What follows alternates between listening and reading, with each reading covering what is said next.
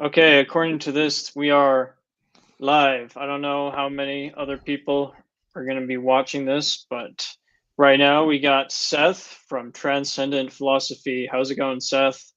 It's going really good. Great to have you back.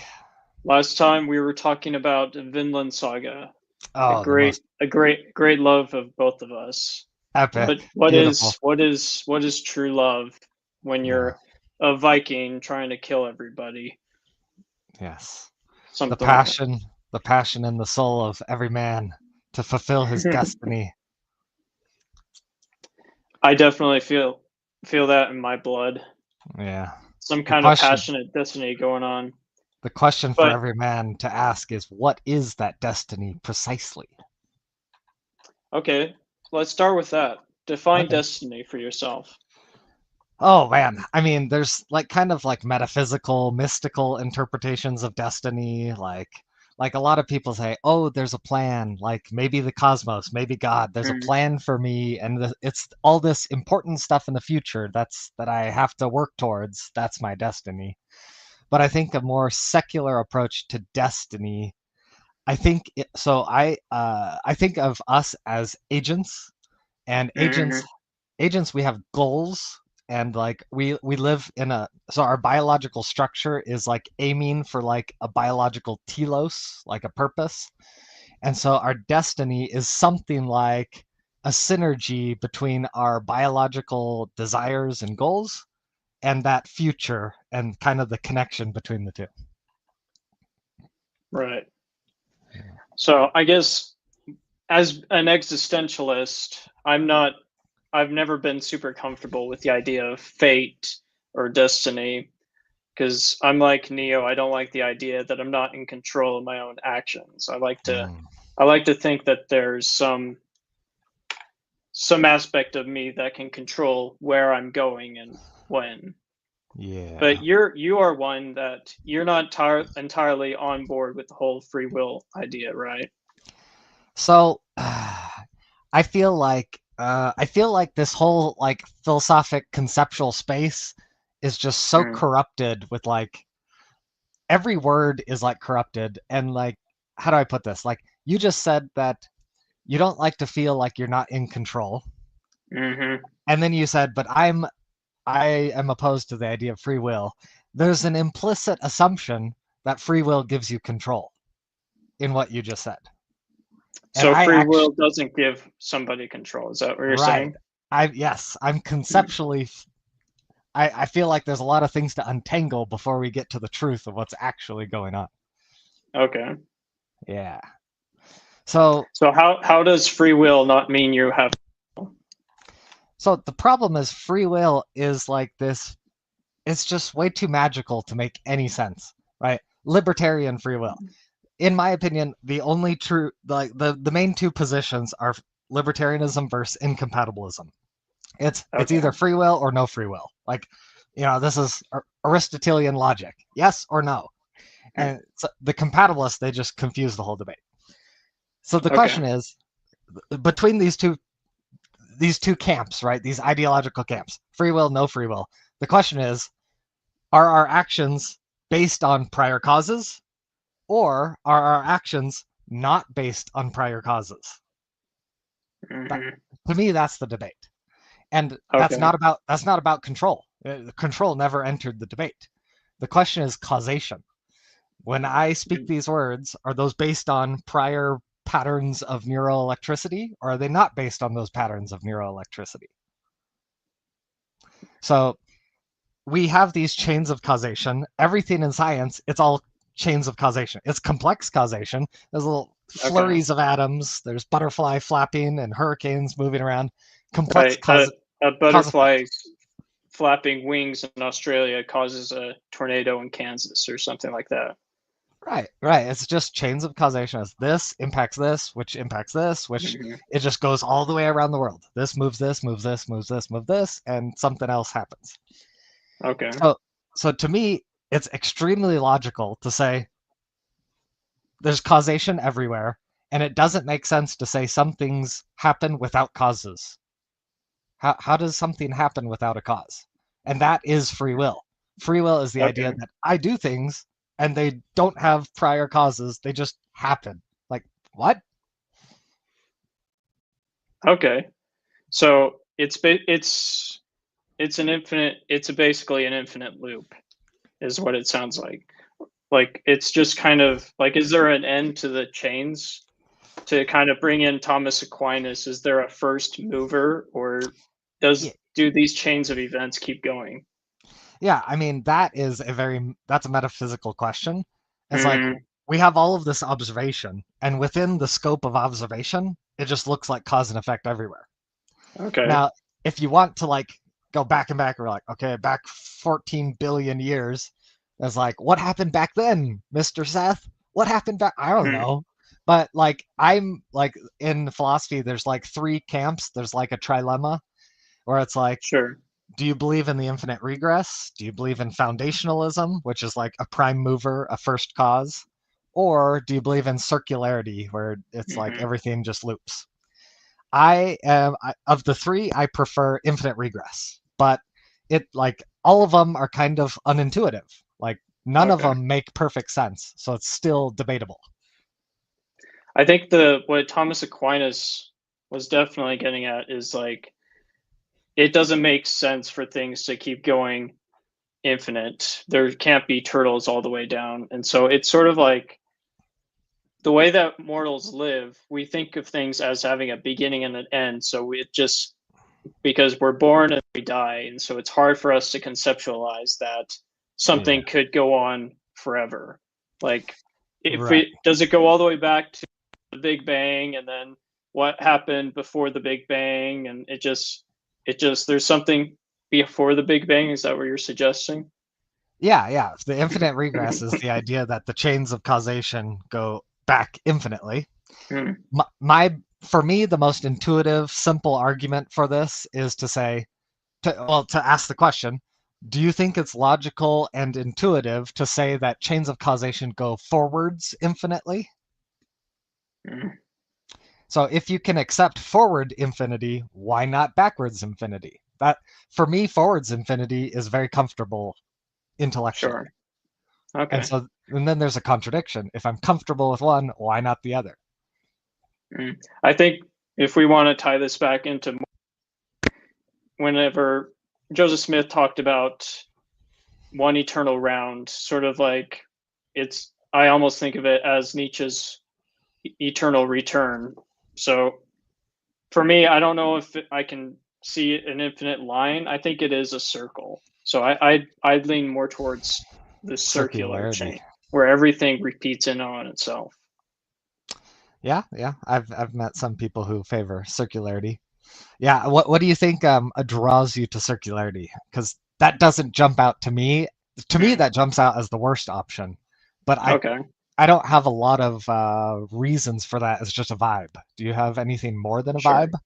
Well, I think it answers first. I think it answers the question of the problem of eternal regression in, and like what, and having a first mover. There maybe there isn't a first mover, but the fact that everything is infinitely looping in on each other means that you can sort of pinpoint, okay, this caused this to go around in a circle, and then it's still going, kind of an idea. This causes. Does circularity require defying the flow of time? Like as we Mm. go through time, like we basically end up back at time zero, and like our Yeah, grandchild is now our grandpa. something like that. I think you could think of it as death and rebirth, resurrection or reincarnation, or just kind of like, there's the Big Bang, and then there's the heat death, and then there's another Big Bang after the heat death, kind of an idea. And it keeps going in a circle, and So you could tie it back into the old Egyptian symbol of the Ouroboros, of a snake eating its own tail, where it's like, so is are you in the circularity? Are you saying that mm, there's the Big Bang, and then like everything spreads out, and then everything collapses, and then the Big Bang happens again? Is it the same universe happening over and over again? The same people being born? I don't know. This is all speculative theory at this point, but I think there is, if you look at history, there is obviously the symbols like the Ouroboros, which is probably Mhm. like one of the oldest symbols. Mhm. I think the Ouroboros might be the oldest symbol if you Mhm. trace it far enough back. There might be others before it, but it's one of And the oldest. and And that so it's sort symbol of like, is the yeah, snake? Is that the snake symbol or? right. The Ouroboros is the snake eating its own tail. You've seen that before, right? Yeah, yeah, yeah. So that dates back to ancient Egypt, which was one of the first human civilizations. Mhm. So the snake eating its own tail is what you call a paradox. The Mhm. snake is killing itself, but also by eating itself, it's giving itself the nutrients it needs to live. And Mhm. so it's a paradox that represents life and death. You could also look at the yin yang itself, where it looks like it's spinning, it's Mhm. rotating. Right, right. So I think cycles have just been in our collective unconscious ever since the dawn of civilization. Mhm. And so I think there's something about that. So for me, for me, Hmm. when I think of circularity, it's the same exact thing over and over.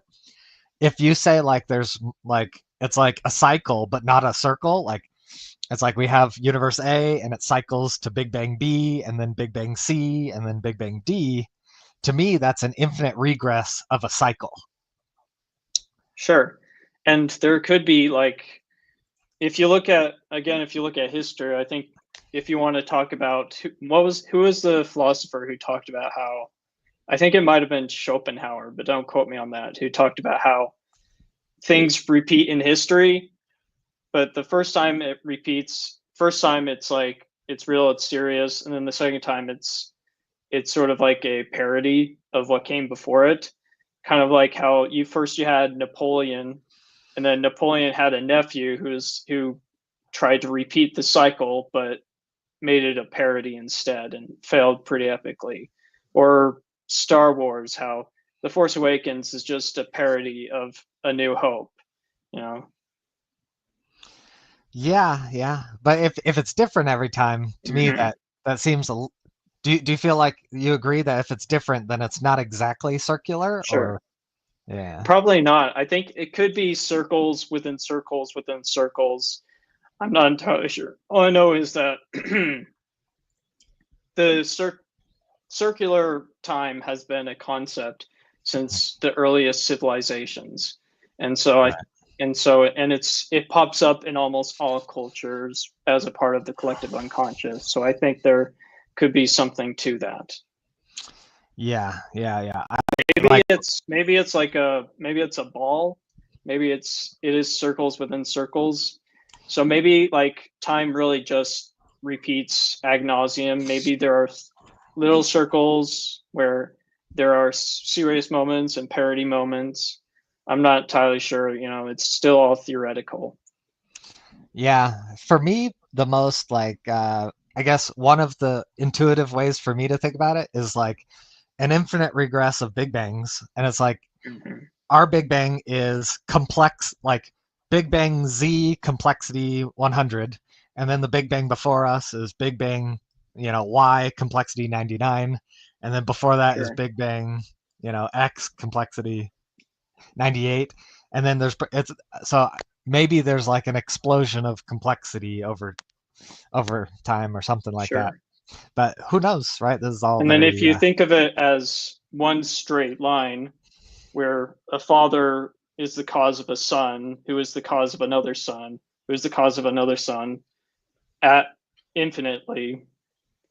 I almost think about that one Rick and Morty episode where they make copies of the family and then each copy gets progressively worse and worse and worse.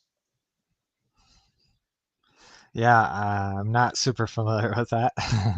Come on, man, Rick and Morty, it's a great show. But I've anyway, heard it's really good. so it's a sci-fi So show. it sounds like the It's opposite of it's like evolution. Like they're it just kind of are they it's just de-evolution or right, right. whatever it's called. I don't know if that's for sure a thing in the scientific community, but it's an interesting idea that maybe things don't get worse, but things do change here and there after a while. When you start getting copies and copies of copies, whether it's you're creating, like, we could apply it to like us creating artificial intelligence. Yeah. We're trying to make it in our image, but then what happens when that artificial intelligence starts to create something else? Maybe they try to recreate humans with organic material, like tens of thousands of years down the line after we're all extinct, and like how would those humans look or whatever? Yeah, they miss us. They're cute little human pets. Like, where are these guys? Yeah. Gotta digitize them, right? Mm-hmm. Yeah, I that's interesting how you said we're creating AI in our image. The AI problem is so interesting because Mm-hmm.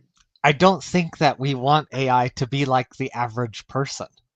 And so Mm-hmm. actually we're aiming for like the ideal human, if that makes sense, Yeah. which At is a some point, we want fascinating. to be able to digitize our consciousness, and then we would become the AI. Yeah, yeah. There's a lot of people thinking about that. Digital immortality, right? But then, would that AI still be us when it's just a copy? Like in Yeah. Cyberpunk 2077, you got Keanu Reeves, but then you got the digital Keanu Reeves, and Yeah, it's like, yeah. which one's the real one? And All right, all right. maybe you start thinking about the ship of Theseus, and it's like, which Mhm. is the right ship when you've replaced all the planks of wood? All But right. anyway, that's getting into some other crazy Oh stuff. yeah, you're getting into conscious But like AI consciousness. That's mhm. those are more but big but to topics. bring this right, but to bring this back to the main topic, it all comes back to what sort of things are causing other things when it comes to free will or control or anything like that. Or Causation. is right. Okay. Can you reframe the question? Because I'm not sure I got it. Sure. So we've been talking about causation and what causes this and what causes that. And most of it's theoretical. We can't say for sure what is what. But I still think there could still be something about the cycles and the patterns that repeat of, when we're talking about this, the law of causality and what things cause what. Is Mhm. there a first mover? Is there not a first mover? Yeah. Or do things just do things eternally regress, or do they eternally progress? Eternal Uh, progression, if you will. yeah. So I mean, like in the context of the entire universe, it's a very much an open question. What happened 14 Mm-hmm. billion years ago? But in the context of like humans and we're taking actions and I choose to do this, I think we have a lot of knowledge about what's going on at this scope. Right? The Mm-hmm. small scope, we've got a lot of data points. The big scope, it's a lot harder to get data. So if you're saying, are my actions caused, right? So like within the scope of our actions, you like the libertarian free will perspective is that my soul is a first mover for my actions, right? Mm-hmm. That's the libertarian free will perspective is there's no chain of causation for my actions. It's just me and then the action. Nothing before that, right? Um, to me that doesn't make any sense within our understanding of physics. um, Okay. so for me like within if we're looking at actions, and for me like there's a chain of causation that leads to our actions. Whether or not that goes back infinitely is a big bang question, right? But the Right. chain of for me the chain of causation definitely goes back 13 billion years. So at a Okay. minimum we've got 13 billion years of a chain of causation, Okay. right? Okay. So how do, now let's continue. how do you feel about that? It's definitely something that philosophers have been debating about since time immemorial, ad nauseum, ever since we gained consciousness. Ever since, I'm sure that was probably the first debate that two philosophers ever had was whether or not we had free will. It's just such a common thing. Yeah. You know, I like to believe, as an existentialist, I still like to believe that I have some amount of free will, even if there's something that causes this. I still like to believe in spontaneity and like something just suddenly bursts forth out of me without a prior chain. But at the same time, that also gets into the question of creation ex nihilo, of like, did things just do things come out of nothing, or was there always a cause for that? And Mormons famously don't, unlike most Christians, Mormons famously don't believe in ex nihilo creation. Right. We Right. believe that there's matter, it has always existed in one form or another, and God just put the pieces together like a kid with a Lego set or something like that. Yeah. Yeah. Exactly. Um. So the concept of nothing is actually really philosophically interesting, right? Mm-hmm. To create something out of nothing. See, in the laws of physics, there's like this concept of potential, which I actually really struggle to wrap my head around potential. It's like you've got gravity, you've got gravitational potential energy, and the actual energy is like, wait, if you move this object up the hill, it's gaining all this potential. Like, what is that? Mm-hmm. I don't know. But if you think about nothing, if something comes out of nothing, then nothing, by definition, has the potential for something. So that means nothing is not nothing because nothing has potential. So actually, there's Okay. potential. And so nothing is almost self contradictory because you can't have nothing without principles of nothingness. And therefore, nothing has principles of nothingness. Therefore, it's not nothing. Like, Soka. It's pretty. That's all some pretty mind blowing stuff to think about. Yeah. Yeah. So let's take a breather for a second and let's talk about the sort of the ethics of whether or not we have. Or hang on, let me backtrack really quick. I just remembered something I was thinking about.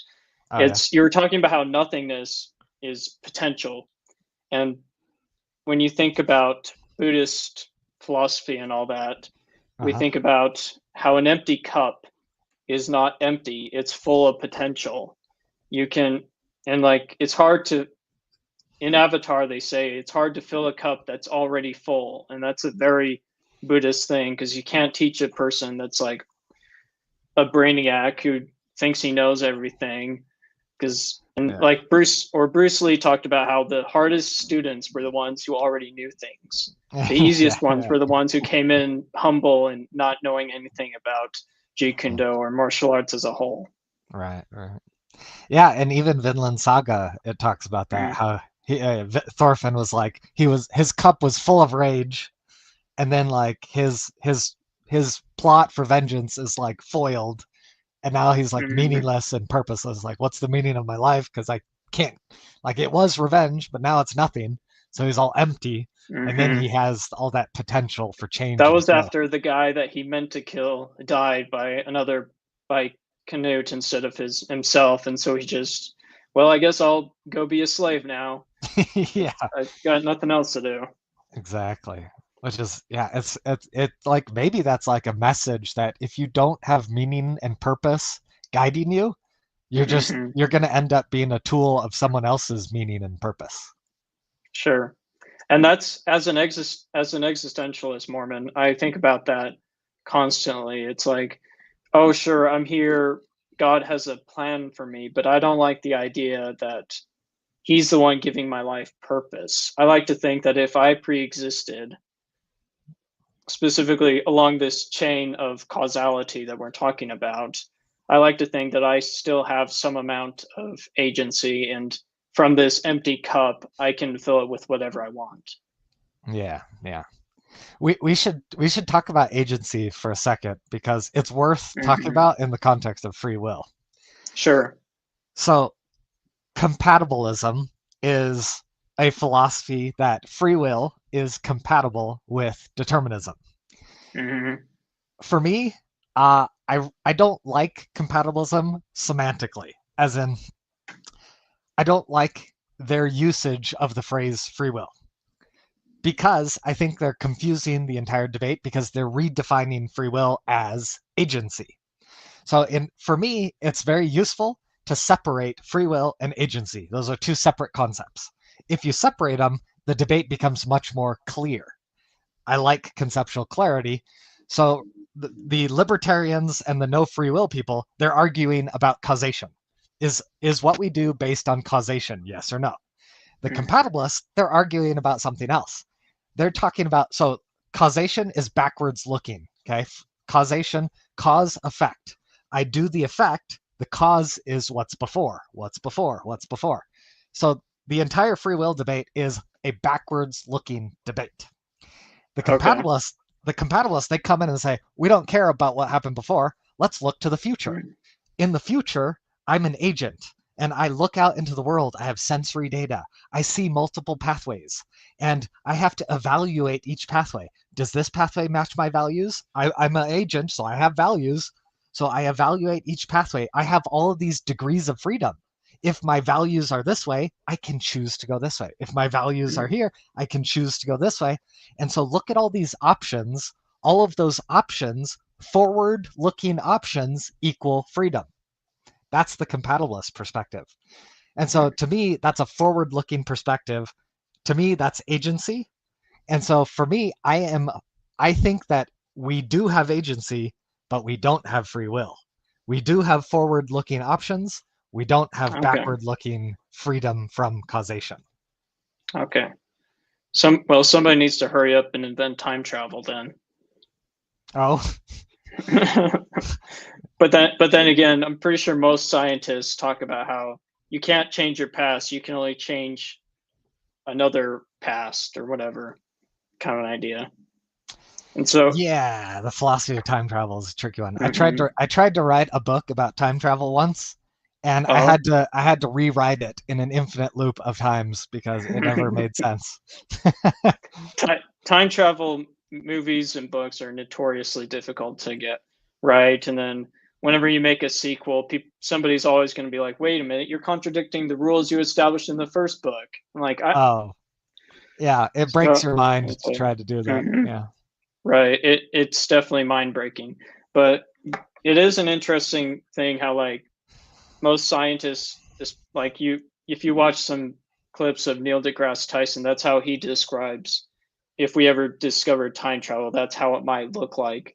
It's less that we're going into our own past, but we're jumping into an alternate dimensions past. And Yeah. so that could be an interesting jumping off point. What do you think about alternate realities? And if I make a choice in this reality, Yeah. but I had almost like a equal amount of chance, whatever causation there was, to choose option B over A, but I went with A anyways. Is there a did that split to Mm. where there's another timeline where I chose B, where in this timeline I chose A? Yeah, I alternate possibilities, like how to so like I think the best argument for them is probably, I mean, quantum physics and multiverse hypothesis are two arguments in favor of that. I think a lot of people, like me included, have had mystical experiences where it's almost like you feel like you're tapping into knowledge about a different potential future. If that Right. does that make sense? So it's like I think personal experience can sometimes be, is there another possible reality? Yeah. Mm-hmm. So yeah, I mean, it's a very metaphysical question if there's alternate realities. To me, like from an Occam's razor perspective, it seems very unlikely. It's like one universe is very ontologically expensive, right? We've got all these materials, all these laws of physics. From a, it's ontologically is like the stuff that exists. Occam's razor, it prefers simplicity over complexity because probabilistically simplicity is more probable than complexity. And so it, from a probabilistic standpoint, the fact that we have one complex universe, it's like, wow, that seems improbable that we have one complex universe. And then when you say we have multiple complex universes, it's like that's exponentially less likely. So no. Hmm. You know what I mean? Sure. Well, I think it's interesting to think about. I personally, I definitely think it's definitely a real existential wormhole you can go down, whether or not there are alternate realities. I think if there are, I would love to know if there's an alternate version of me that's a mega billionaire playboy philanthropist with Iron Man armor or not. But Yeah, it's a fascinating concept to think about. Like sometimes there's pivotal moments in our life. It's like, what if we Mhm, could go back to that pivotal moment? Like, how many things would be different if that decision was different? You know? mhm.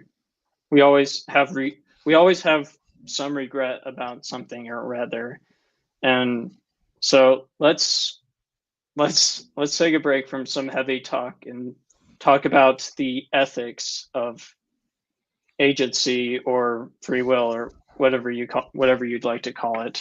So I've heard some people talk about how it might be a good thing that we are not in control of what we do, because it's like they talk about how like maybe it makes us more compassionate. Like we might look at a person and be like, oh, that's not their fault, so we shouldn't be so hard on them, kind of an idea.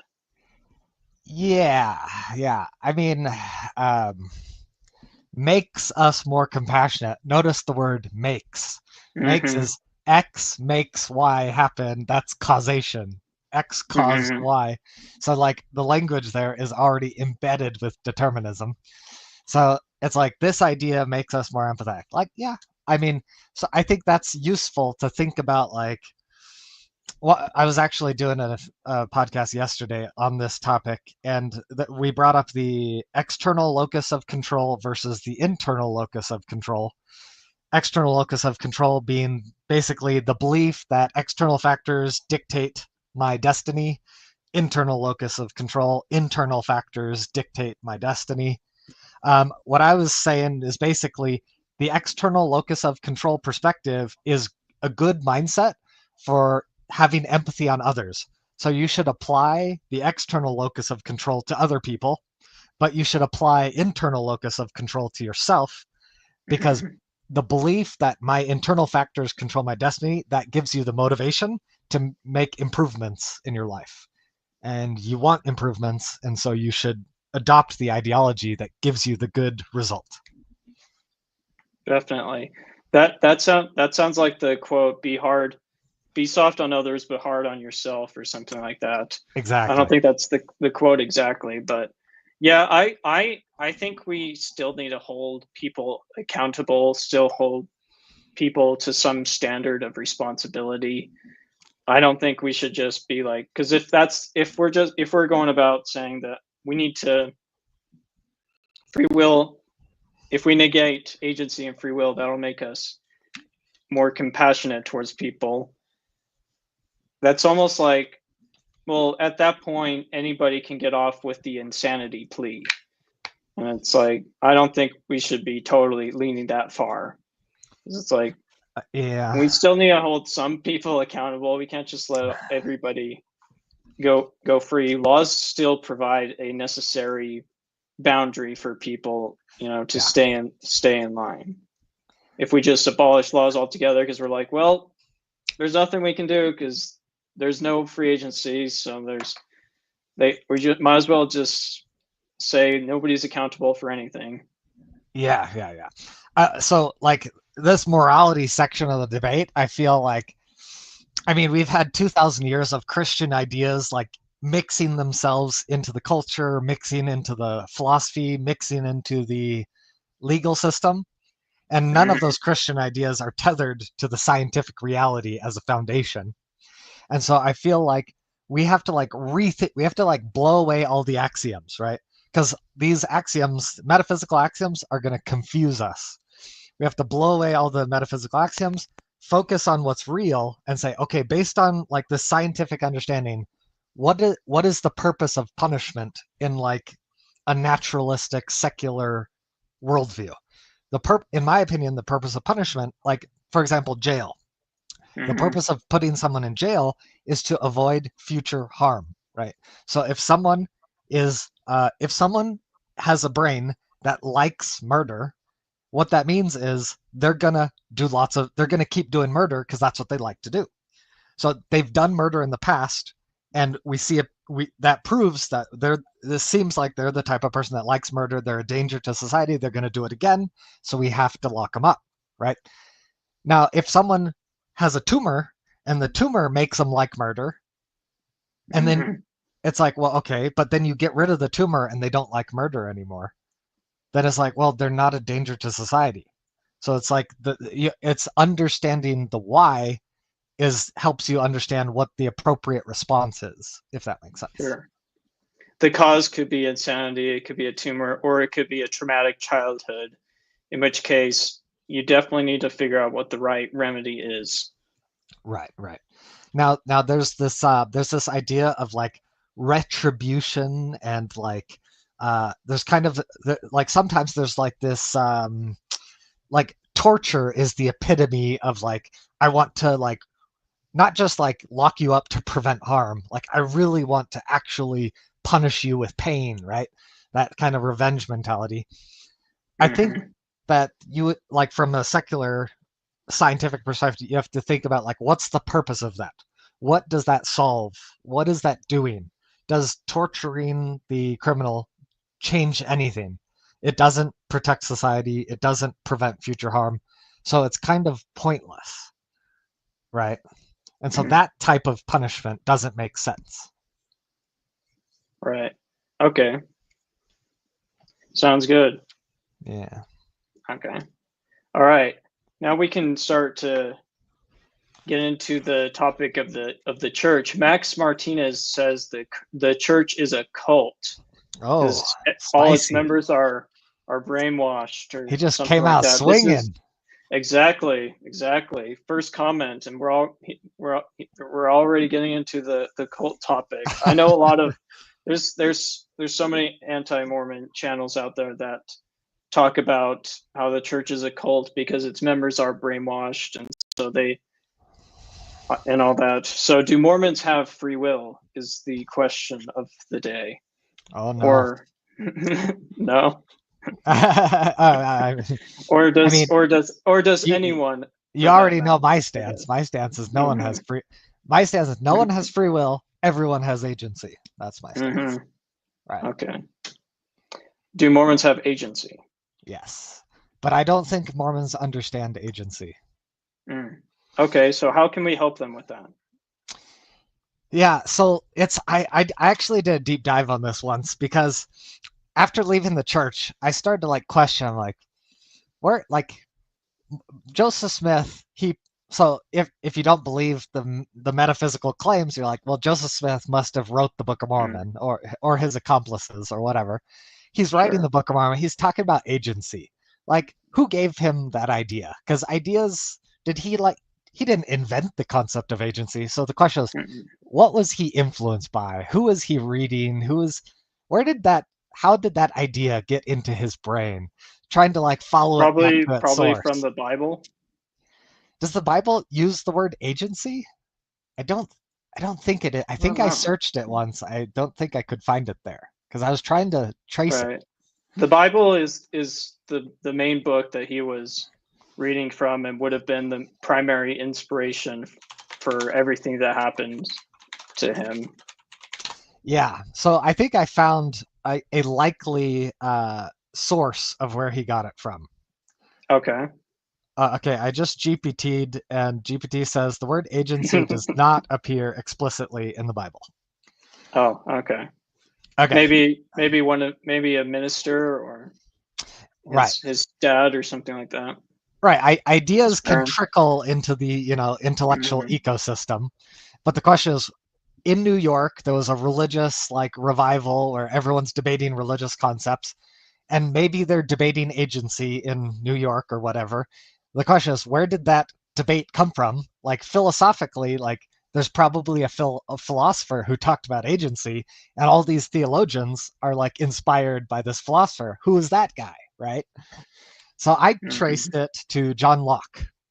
John Locke, huh? Okay, yeah. interesting. John Locke, he wrote how many pages? Do you want to give me a second to pull up You my? still have ChatGPT up? No, I actually wrote it in my blog. I kind of did a summary of my investigations on John Locke. I can do. Dang it! Where is it? Give me it. So yeah, he wrote like at least 400 pages on the topic of free will and agency, and it was fascinating. He's John Locke. He's like from the 1700s. Have He's you like read all 100. 400 pages? I did a word search for like free will Hmm. and agency, and I read every paragraph that related to the topic. So I read through probably like 100 paragraphs, like 100 big paragraphs of it. Locke. Yeah, and I documented all of it. Okay, so do you want me to share this with you? It might be interesting to go over. Sure. John Locke share. How do? What the heck? It's bugged up. It won't let me share. Hmm. There we go. John Locke, right here. Can you see this? Okay, here we go. Yeah. So it was titled "Essays Concerning Human Understanding," 1689 by John Locke, and he goes through and I put in So bold. did Joseph Smith read John Locke? I doubt it because Joseph Smith in the Book of Mormon, every time it talks about agency, in my opinion, it's a very like convoluted and vague description of agency. And if he Hmm. read John Locke, he would have had a more accurate and precise way of talking about it. So I Okay. don't think he was inspired directly by John Locke, but I think John Locke probably inspired his local, debate groups. Okay. Yeah. So these are my summaries of all the topics in bold. So John Locke, he talks about the conflict between free agency and God's omniscience, right? The age-old debate of if God knows everything, then do I really have free agency? Because He already knows what I'm going to do before I do it. Right, exactly. Does knowledge stop freedom? Hmm. Um, let's see. He says, I cannot make freedom consistent with omniscience of God. So I Hmm. guess he can't figure out how to reconcile them. But he says, I'm fully persuaded of both truths. So we are Hmm. free, and God is omniscient. I can't reconcile them. So The way very I heard it was that God is like a bird up in the sky looking down, and the bird the bird sees one car on a one-way road driving one way and a car on the one-way road going the other way, and it's like the bird's not responsible for the car crash, but it can still tell that th're both going to crash. yeah, that's a good analogy. But I guess the problem is that the bird's knowledge also goes into the future. And so if the bird can see into the future, like the bird doesn't cause the car crash, but the bird Mm, knows about the car crash in the future. And so mm, if the bird knows about the car crash in the future, is it possible for the driver to avoid the car crash? mm. Is that Maybe. And then there's also the paradox of if I can see the future, but then I change it, did I was I really seeing the future? right? Yeah, it's like you're seeing an alternate dimension of possibility or something. Hmm. Yeah. Okay. So this one here, John Locke, he thinks morality is evidence of free agency. This is Mm, a common theistic argument, right? If there's no free will, then there's no morality, no moral responsibility. If moral responsibility exists, therefore there is free will, kind of a thing. Now there's a really interesting like dichotomy here. Like, let me see if I can find it. Will so like if you notice here, John Locke he often talks about free agency. Like he's very obsessed with the agents and free agents. Mhm. So like right here he says free will is incoherent, right? So John Locke, he's actually against free will, but he's in favor of free agency. So he's kind of similar to my stance, if that makes sense. Okay. What does that mean? Free will is as incoherent as swift sleep or square virtue. What Yeah. does he mean by swift sleep or square virtue? Are you familiar with like the concept of a square circle or a married bachelor? Yeah, they're contradictions. Exactly. It's a fundamental contradiction of terms. So that's basically what he's saying is like Swift does not apply to sleep. So like this is like these are two different categories that don't go together. And Okay. so it does like it's conceptually confused. And so he's saying square virtue is conceptually confused and free will is also conceptually confused. Right. Okay. But he has a weird paradigm. He has a paradigm of psychology that is based on faculties. And so he thinks that like our brains have faculties, and he's like one of our so like think about faculties like functions. Like our brain has a freedom function and our brain also has a will function. He's like it's kind of like saying freedom is my left arm and will is my right arm. And it's like to say that my right arm is so like free will would be like saying you have a left arm, right arm. Like Mm. it's like using the left arm, like the left arm is a noun, and it's like using it as an adjective to describe the right arm. He's like, that's conceptually confused. Why would you use left arm as an adjective for the right arm? Does that make sense? Hmm. Yeah, That, that makes sense. that's how he views the problem. I don't view it that way. So we can probably just skim through these my summaries here. John Hmm. Locke on morality as evidence for free agency. Lack of conscious thought does not mean the agent ceases to exist. So that's like sleep. When you go to sleep, your agency doesn't disappear. Pain can be caused by agents. Other minds' agents are like ours. So there's that's anti solipsism. There's multiplicity of agents. Hmm. Multiple mental faculties does not mean multiple souls. So I guess at his time, people were debating psychology. It's like, does our mind have like multiple little like if our minds are fragmented, right? Does that mean there's multiple souls in there? And he's against that interpretation. So he kind of uses liberty as a synonym for free agency, and he defines it as being able to follow your preferences. So notice that's a forward-looking definition. Nothing about that is causation, right? So for Okay. me, the free will debate is about causation. He's ignoring causation. He's focused on look at your future. You have preferences. Are you able to follow your preferences into the future, right? So Hmm.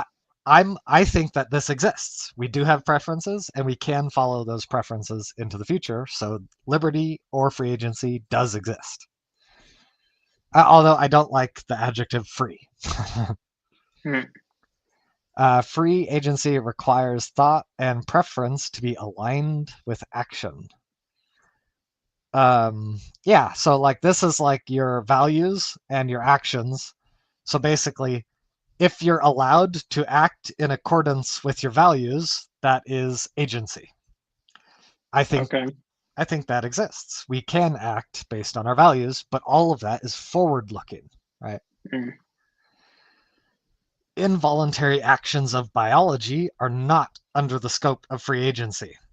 So like if you have Tourette syndrome, if you have a disease that makes you like shake your arm, he's saying that's not a manifestation of free agency because there's no connection between your values and the action, right? The action is not based on your value. And so that's not a free expression of your value. Some cognition is free while other cognition is unfree. So he makes a distinction in psychology. We have control over some thoughts. We don't have control over other thoughts. It's kind of a little bit of nuance. Seems reasonable. Necessary agents are like unfree robots. Mm. So that this is a the agent is capable of volition, the beginning or continuation of any action is contrary to the preference of his mind. It's called compulsion. Okay. When the hindering or stopping of any action is contrary to his volition, this is called restraint. Agents that have no thought, no volition at all, everything, and are in everything necessary agents. So I guess he's trying to make a distinction between agents that have thoughts and agents that don't have thoughts. Okay. And so, yeah, I don't know. That's a weird one. Mm.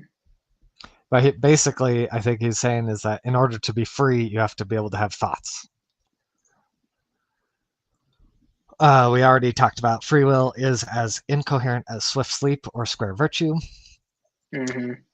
Agents have the faculty of will and the faculty of liberty. Okay, that's going to what I said before. He views will as a function and freedom as a separate function, right? These are two separate Mm-hmm. faculties. Agents can possess powers like will and freedom, but a power cannot possess a power. So that's like, this is the noun thing. A noun cannot possess a noun. Hence, will cannot possess freedom.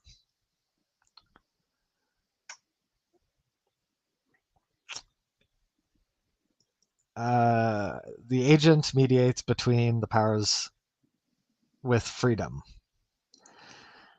Yeah, he's basically saying like, the agent has metacognition, and this agent says, do I want to use my freedom, or do I want to use my will, or do I want to use my anger, or use my rationality? It's like the agent is choosing which faculty it wants to use.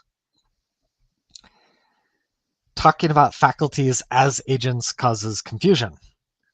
So I guess at his time, the debate was, is the will an agent? Is the freedom an agent? Are all of these faculties agents in and of themselves? So he's trying to say that the agent is above the faculties, I guess. Okay. Will is not free. Mind determines will. Well-being determines mind. So this is a good one. Mind determines will. So he finally talks about backward-looking causation, right? So Sure. when you start looking backwards, the will is not free because there are causes determining the will. The mind is a cause that determines the will. And then, well-being determines the mind. right, as you go backwards, well-being is a deeper cause that brings about the mind. Okay. So if we don't keep our well-being, then we won't have mind and we won't have will.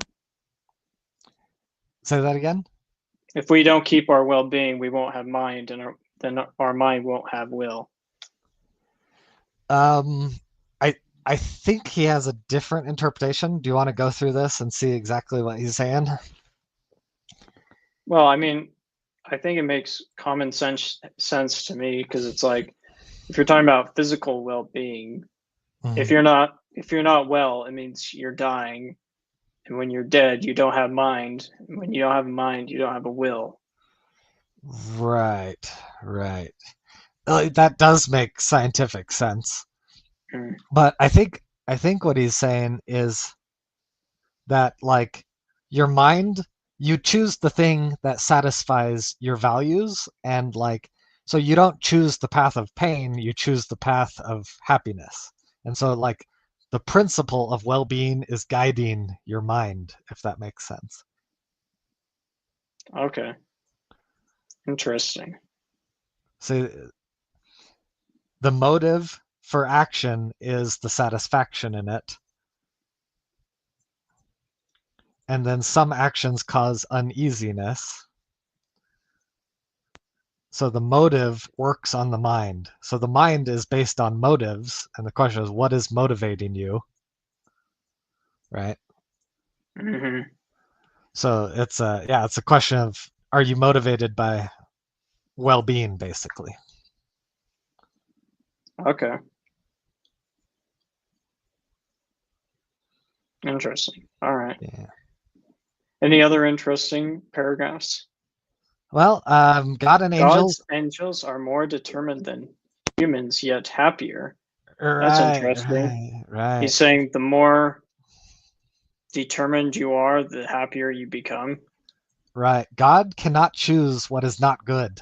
So God is deterministically forced to be good. Mhm. And the That is angels, they cannot right. sin, and therefore they're happy. Well, that's it. I mean, if you want to talk about deep Mormon doctrine, there is that one infamous verse in the Book of Mormon that talks about how God can cease to be God if he ceases to be good. So it's Right. almost like, oh, he can be not good, but he also would cease to be God. So Yeah, at this, so maybe how do he you can't.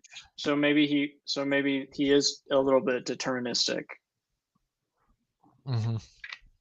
Yeah, it's fascinating to think about, like, And then Brooks Wagstaff is bringing up how Satan sinned, and he was an angel, and but then he became a fallen angel, right, right. and he's definitely not happy.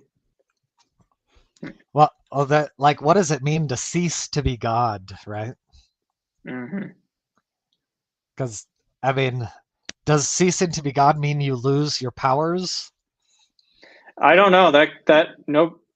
There's never been like some general authority coming out talking about what exactly it refers to. There's just been a lot of speculation, but I suspect it has something to do with the fact that like being God means that you are like I sort of talk about this in one of my videos where it talks about how my idea is that God is this guy who's in complete harmony and balance with the yin yang, with the universe. That's what gives him his power. And as soon as he loses balance and falls, then he's become a fallen god. And Yeah, he no longer has that power to keep things in balance. but doesn't, like, the Pearl of Great Price show Satan, like, creating an earthquake? Yeah, I think so. Yeah. Like So he it's still sort of has like they some talk about power. how he has power to wrap the earth in chains or something like that is what the book of Moses gets into. And, like, Mormonism talks about Satan rules over the waters, almost alluding to he's like a water bender Right. or something like that. Something about how missionaries aren't allowed to go swimming because but I don't know too much about that one. I think it's just kind of the idea that yeah, when you're outside the water you can breathe, but when you're inside the water you can't breathe. So don't stay in the water too long or something like that. Yeah. So, like, it's an interesting thought. Like, there's, like, this evil God hypothesis. Like, Hmm. God cannot lie, or else he would cease to be God. Well, what if God did lie and he has already ceased to be God? Would we even know it? Hmm. I mean, if you definitely go back to the Old Testament where God does some freaky stuff, you kind of wonder if he's the demiurge, but I know, right? the false god, The Old and Testament God, he's a scary dude, man. and Don't the, mess the with that yeah, and guy. it's right. It's like what's up with flooding the whole earth, and except for 8 people, and what's Yeah. with you telling Joshua to go and slaughter a bunch of innocent people, but And, and like, it gets who what like King Saul, right? King Saul of Israel. King Saul is supposed to be like the bad guy. Like, Mhm. Samuel the prophet is like, "Hey, King Saul, God says you're supposed to genocide your neighbors. Go do it. Oh, also genocide all of the animals and the children and the women, but leave, like, the virgins for yourself." Yeah, And then that's crazy. King Saul, he's like, fine, fine, God, I'll go do this. And then he doesn't kill all the animals. And then Samuel's like, God is angry with you. Why didn't you genocide all the animals? Like what kind of a God is this? Yeah, well, I don't know. I don't know. That could be a topic for another day. What was up with the Old Testament God? But so we got a question here from Brooks Wagstaff about your stance on Molinism. I just looked this up. I'm not too familiar with that word. Yeah. Molinism is a theological system that attempts to reconcile human free will with God's providence. Oh. Weren't we just talking about that? Yeah. We were talking about how if the bird knows the future, can you Mhm. avoid what the bird knows? Right. And then scientific spirituality says look up the origins of Yahweh and his surrounding pantheon. Yeah, bro, I'm like 2 steps ahead of you on that one. Like I got this book, Yahweh and the Gods and Goddesses of Canaan. So yeah, I know all about that, bro. The the idea that the original Yahweh originally came from pantheon of gods. So, Mormons, they need to return to polytheism. And, that's Now, what I am. When I was over in Japan, I was praying to Shinto gods and oh being wow, Buddhist and all that. But nice. I prayed Uh, to Susanoo for just before what my boxing match. what about Amaterasu? You gotta get Oh, some. Matras, the You gotta great get some goddess sun of the god. sun. I Yeah, didn't I didn't make any offerings to Amaterasu, but I did stop by because Susanoo's. Japan is like literally the land of the rising sun, right? Something like that. They call it the land of the gods because it's like there's no other country on the world that experiences more earthquakes.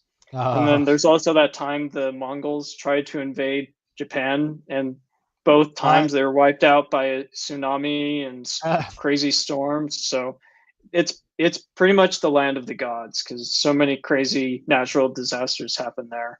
right, makes sense. Right. Atir was the brother of Yahweh. Oh, so Atir is Satan. I thought Satan was Baal. Could you clarify that scientific spirituality? I thought Baal was Satan because like Baal, it was Baal Now, and Yahweh. They were having competitions to see who now, was the true warrior storm god. what about L? How does L relate? Because I thought L was a different one, and then they kind of merged Sure. over time. Well, I mean, if you look at this book, like I talked about, the John Day, he's like the Oxford professor of Old Testament studies. Yeah. He talks about how Yahweh and El was the father of Yahweh, but then Moses came along or something like that, and they started to conflate a lot of aspects of Yahweh with El. And so Mhm. that's where we get the term Yahweh Elohim, which is Mhm. translated in the Old Testament as Lord God. And Right. so there's a whole history behind that. And then Asherah was El's wife, but then she was Yahweh's wife. And then King Josiah was like, nah, forget that.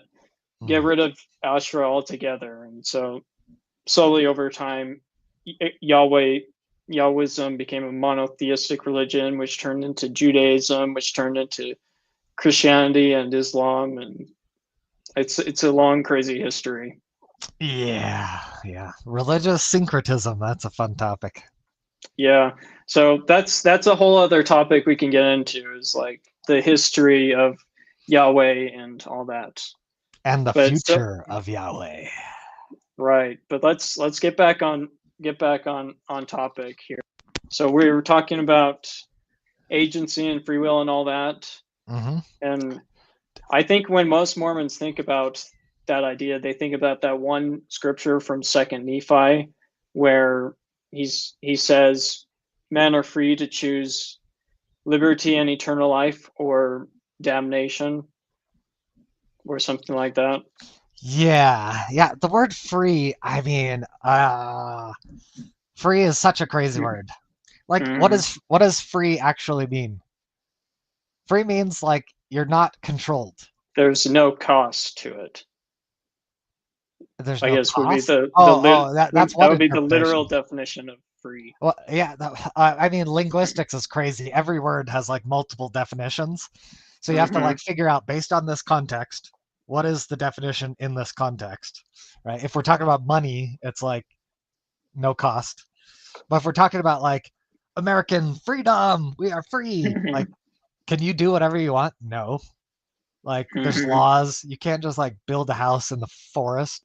You're not free to do that. You'll get like sued and and kick Mm-hmm. out. This is like you don't own that land. So like, what is freedom? I mean, we are controlled, right? Everything is controlled in some way. And so like to say I nothing controls me, it's like I don't think so. That doesn't sound right. Mm. So, but you would say that we while nothing is, I guess you could say that is a very theological thing to say, that nothing is free. Oh, that's because, that's why we needed Jesus to come and bleed or and died on the cross or something like that, because he needed to pay for our sins. So that right there should suggest that nothing is free. And if you're an agent, you have to pay some kind of price to be able to do something. Yeah, so now you're going back into the no cost definition of Mm. freedom. So you said at the beginning, you said the Book of Mormon says we are free to choose what? Damnation versus salvation, basically. Yeah. Let me look up the exact quote. Men are free to choose liberty and eternal life. Okay, so yeah, it comes from Second Nephi chapter 2. So do you I think that basically made a short video about it. okay. So in this context, do you think that the word free applies to like no cost atonement, or do you think that it applies that your decisions are not under something's control? Okay, so the exact quote is, men are free according to the flesh, and all things are given them which are expedient unto man, and they are free to choose liberty and eternal life through the great mediator of all men, or to choose captivity and death according to the captivity and power of the devil, for he seeketh that all men might be miserable like unto himself. Right. So freedom to choose, right? Freedom of when you think about the phrase freedom or free to choose, Hmm. what do you think free means in that context? I think exactly what I referenced there is that free nothing is truly free because everything has a cost. I remember some kind of general authority talking about how, like, oh, there's no free will because everything has a cost, so it's costed will or something like that. Yeah, for me, like linguistically, free to choose, to me, it sounds like it's like okay, if we are trying to say like there's no cost, I think I would word it something like um, choosing choosing salvation is free. Like Mhm. yeah, right. It's free to choose sounds like a different meaning. It sounds more like a agency Sure. meaning. Well, it's like you're free to choose because somebody already paid the price. Ye- That's where the great mediator idea comes in. So like if there's a if there's like a free ice cream, if people are Mhm. advertising free ice cream, do they say this is free to choose or free to grab ice cream? Sure. Well, you could probably take it to Costco with their free samples. It's like it's free for you to take, but it costs the company like a couple of cents every time you take one. Yeah. Yeah, I don't know. That's an interesting linguistic question. I guess you could argue both ways. Hmm. I think that's how most see it in general. Really? You think most people think about it in terms of cost, In not most, not or at least most Mormons, how because really? that's how they sort of are brought up to think about it. Like there's a one video of That where one of the general authorities, I think it was Boy K. Packer, is giving this analogy about the great mediator, where like this kid is behind on all his debts until a Jesus figure steps in and pays them for him, and so he doesn't have to go to prison or something like that. So do Or you like, think that no free will is compatible with this statement? I think in a general sense, yes. Yeah. Dude, that's crazy. I Mm-hmm. mean, that, Or yeah, scientific spirituality is saying if the you're choice is between ice cream and hellfire, then that's not much of a choice. you're blowing my mind right now because I always thought Mormonism rested on a theological foundation of free will. You And you're weren't like Mormon long enough. casually like reinterpreting scripture to be compatible with determinism. I'm like, the future of Mormonism is deterministic.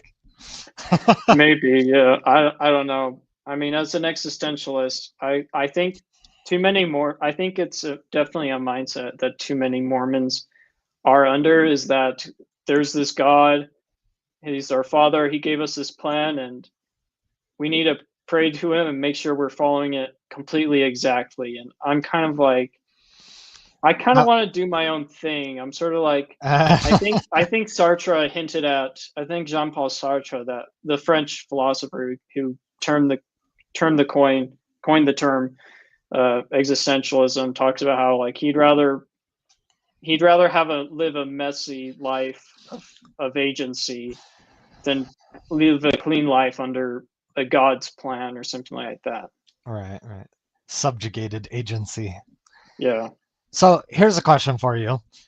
Hmm. The Pearl of Great Price in Mormonism, it talks about the war in heaven, and there's like a theological debate between like Jesus and Satan, and like Sure.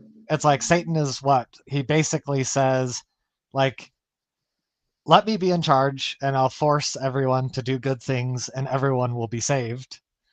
And then Jesus is like, I want to give people freedom to sin, and then I'll pay for their sins and save them. And like Satan was the bad guy because he tried to take away their freedom, right? Right. I mean, I made a video analyzing the schemes of Satan. Satan, the god of the woke. Go check it out, everybody. Oh, Because nice. like I kind well, that was supposed to be a way of snagging attention, Oh, but yeah. like I think, I sort of analyzed it down to Satan's plan was about not quite removing agency, but removing the need for agency. Like not quite putting us in chains, but removing. I think I'm wording this wrong. Let yeah. me backtrack. So Satan was talking about how he wants to make it so that everybody can be saved, right? Yeah. But Jesus was like, no, not everybody can be saved, because some people are going to choose to do some awful things. And Satan's like, okay, so let's just remove morality altogether and just create this system where no matter what you do, you're going to be saved, sort of an idea. Yeah. But because there's no justice and there's no punishment for what you do, you might as well not have any real choice, because you're not choosing morality over sin. You're just choosing, which is chaos and anarchy. Chaos and anarchy? So you don't interpret it as Satan forcing people to do good things? No, I interpret it as Satan saving you no matter what you do, which throws out morality altogether. Mm. I'm a GPT in this. Did Jeremiah Robinson saying he wanted the yin without the yang, kind of an idea. So that's a good analogy. So imagine the yin yang. He wanted to cut it straight down the middle, so there's only one thing. GPT says that it does not explicitly say that Lucifer wants to force people to do good things. It Right. says he wants to remove agency. Mm-hmm. But so he removes agency not by forcing you to do good things, but by removing the option to do good So things altogether.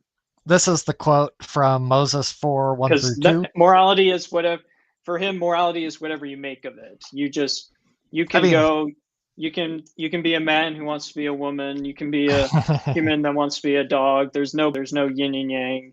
but Just that's never have an idea. explicit. This moral anti-realism is not explicit in the scripture, right? So the scripture explicitly, it's a conception. The scriptures never say he wants to get rid of. If you read the book of Moses, it doesn't say he wants to get rid of agency. He doesn't want to force, or I think it does. it doesn't say that he wants to force people to do good. It Right, says he wants to save everyone, yes. no matter what they do. So here's the quote. Behold, here am I, send me, I will be thy son, I will redeem all mankind, that one soul shall not be lost, and surely I will do it, wherefore give me thine honor. So he wants to save everyone, but he doesn't say how, except it kind of alludes to taking away agency is the how. Sure. But it never says that he's going to force people to do good. So that's the misconception. But how do you save someone? Like, how do you save someone and take away their agency without forcing them to do good? Well, it's as I suggested. He wanted to save. He simply wanted to save everybody. He wanted to make us all, as you could say, equal before God. He wanted to remove hierarchy altogether. He wanted to remove the fact that with choice, with being an agent, you could choose to be greater or lesser. Wouldn't a moral nihilism perspective give people their agency because they can choose whatever they want? You'd think so, but that's a bit of a paradox, because agency requires you have a choice. And when choices don't matter, are you really making a real meaningful choice? Okay, that's an interesting interpretation.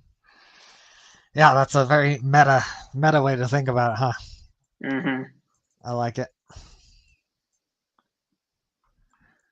If you're still confused on that, go watch my video on Satan. I explain it all there.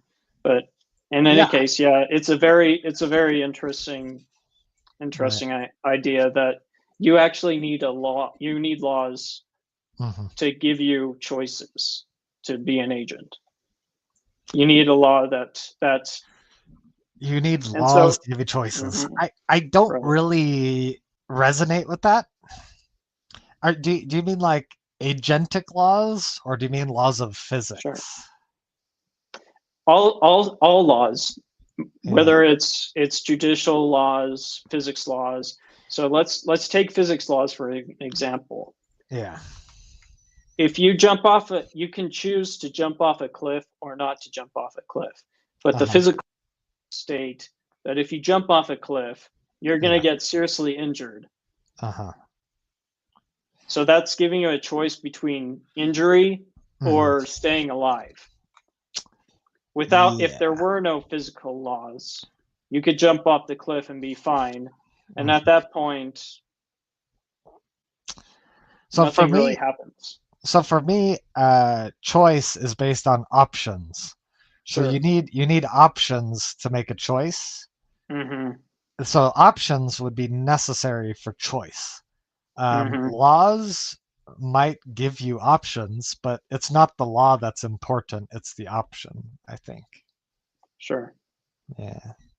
Well, or you could think about it as you can choose to smoke a cigarette or not smoke a cigarette, but because cigarettes can give you lung cancer, you have a meaningful choice that you can make. There's a moral choice that you can make. If there wasn't any, for things where there isn't any super serious like consequences, there's no moral agency in it. You're just making a choice that's kind of meaningless. Yeah. It's like choosing between two different pairs of pants. But choices can still exist independent of their meaning. Sure, choices exist, but there's no moral agency in it.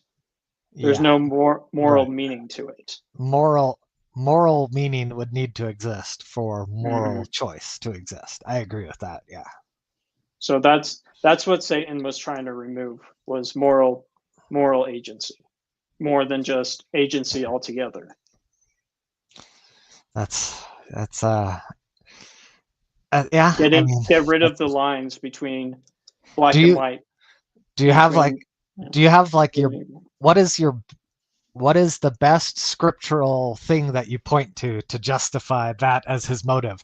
Because like Satan, he's like not very well described in scripture. So it seems like people just Mhm. kind of like they just make up their own ideas about how Satan thinks. Is Sure. it tethered to something? I mean, what's interesting is Satan doesn't really appear in the Old Testament. He doesn't start becoming a figure of himself until the New Testament, when they start talking about angels and demons and all that. But even then it's So super there's vague. like, Like the yeah, only thing it is pretty vague. Yeah. like Jesus says like one thing about Satan is like I saw Satan come down like lightning. It's like Hmm. what the heck does that mean? Right. Well, I suppose that'll have to be a, a topic for another day. We'll have to think about Sure, that. sure. It is super vague. I'll give you that, but that's what makes Yeah. sense to me, is to think that Satan wasn't trying to get rid of all of agency, but mainly moral agency. Do you want to know That my that's that because moral agency is what divides people, and he didn't want anybody divided. So I have a secular interpretation of God and Satan that is Sure, evolutionary and atheistic in metaphysics. lay So it on me.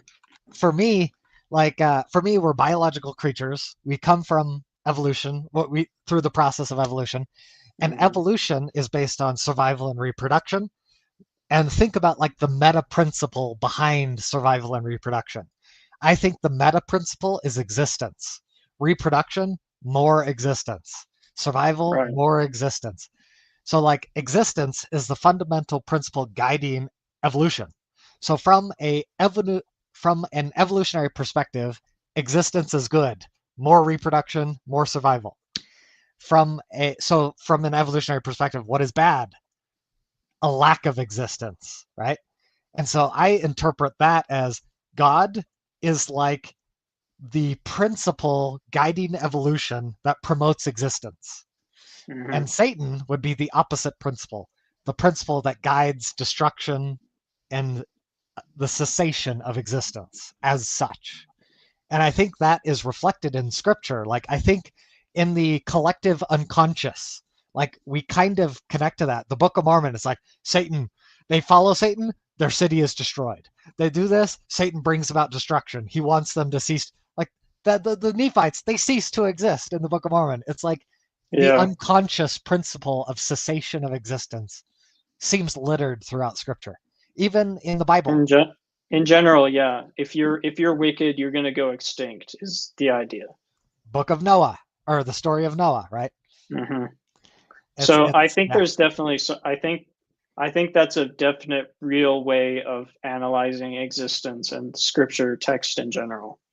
yeah, Like, even from a theological perspective. yeah, yeah. Or I I guess, mean, or think about the goal. Think about if you really Mormonism. want to, What is sure. God's purpose in the Hmm. Pearl of Great Price? This is my work and my glory to bring about the immortality and eternal life of man. It's Right. maximal existence. That's the goal of God. Hmm. Right. And anything, well, I think you could go back to Nietzsche, Oh, where he talks about the will to power, mhm. and I think that's I like Schopenhauer and Nietzsche were all about the will, and how the will is what drives everything. And you could definitely take a definite theological perspective and say that's they're just describing God in atheistic terminology, Mhm. kind of a way. It's this will to power. It's the God. It's more so about the internal God than any external God. That's your power, and it's your drive to do what you do to live and to exercise power over lesser things. Yeah. Power, I mean, that's kind of like I feel like the word power is like corrupted by this like red in tooth and claw perspective of Hmm. reality. It's like I Sure. dominate you, master slave, that type of stuff. Right. That's where most people misinterpret Nietzsche. Yeah, but a better interpretation of power is like the ability to accomplish your goals. And if Hmm. the goal is existence, power would be the ability to exist in harmony with other people. So it's like cooperation is actually more powerful than just abusing people and dominating them, because Right. eventually the cycle of violence is going to cycle back to you. Hmm. Absolutely. So that we sure went through a whole lot of crazy stuff in this podcast. Hell yeah. All right, I think we can start to wrap it up a little bit. I think I was wanting to get a little bit more into whether or not Mormons are brainwashed, but I think ultimately if it's all about, I think if they're willing, I think the main thing that keeps Mormons brainwashed, and I might be including myself in this, is for some reason they're afraid to think outside the church. Whenever people are always talking about, oh, that reminds me of this general conference talk, but it's like, what if somebody started talking about Buddhism or like Hinduism or other kind of ideologies and philosophies and started to really expand outward? And so I think it's definitely the Mormon inability to expand outward that keeps Mormons brainwashed. What do you think? I have just one response to the question, are Mormons brainwashed? And that Okay. response is follow the prophet, follow the prophet, follow the prophet. Hmm. He knows the way. Brainwash my mind, Right. brainwash my That song mind. is, anti-Mormons definitely love to bring that song up a lot.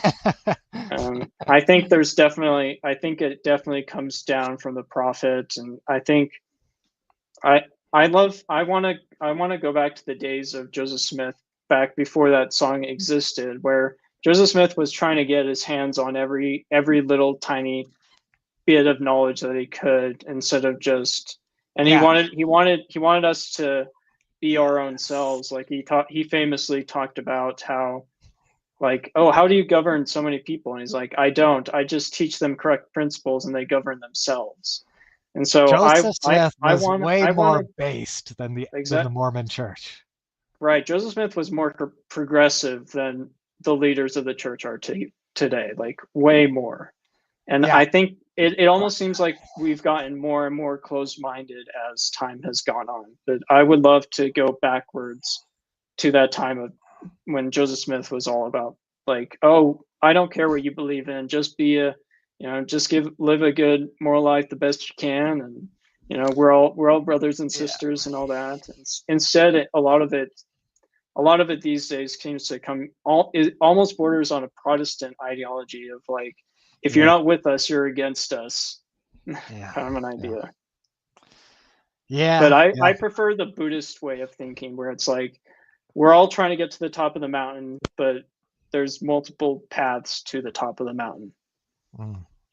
Yeah, yeah, that seems like that's a very inclusive way to think about, and that synergizes with my atheistic perspective about morality as Hmm. well. It's like we're all aiming to like a harmonious existence, and there's like different strategies. There's like the Asian strategy, the Western strategy. We're trying to figure out how do we coexist harmoniously to live the good life. There's multiple Hmm. ways that we're exploring, right? Sure. And so that's how Mormons can become better agents, I think, to really let their minds expand outward instead of putting everything in a box. I mean, what did Joseph Smith say about truth? He's like, we Hmm. embrace truth no matter where it comes from. Exactly. So Like, what happened to that principle? I Mormons don't need to. I have no idea what happened to that principle, but That got like we buried mhm. under 40 leaders of the church somehow. Yeah, something like that. Something like that. It's hard to trace it back, but maybe it started with Brigham Young. I don't know. Yeah. Are Native Americans related to Jews? I don't know. That's something you'll have to figure out for yourself. We're here to talk about agency, not whether or not there's DNA evidence for the Book of Mormon. That'll have to be a topic for another day. Yeah. All right. So you got any closing thoughts?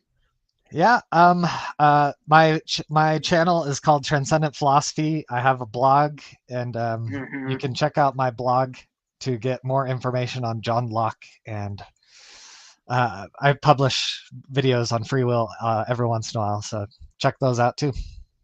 Yep, definitely. All right. Thanks for the talk, Seth. You're a good man. It's always fun to talk to you and talk about crazy deep things. Hell If yeah. anybody else has any last second questions about agency and all that, then quickly put them in now. You got 10 seconds. 10, 9, 8, 7, 6, 5, 4, 3, 2, 1. Nothing. Okay. All right. See you all later. See ya.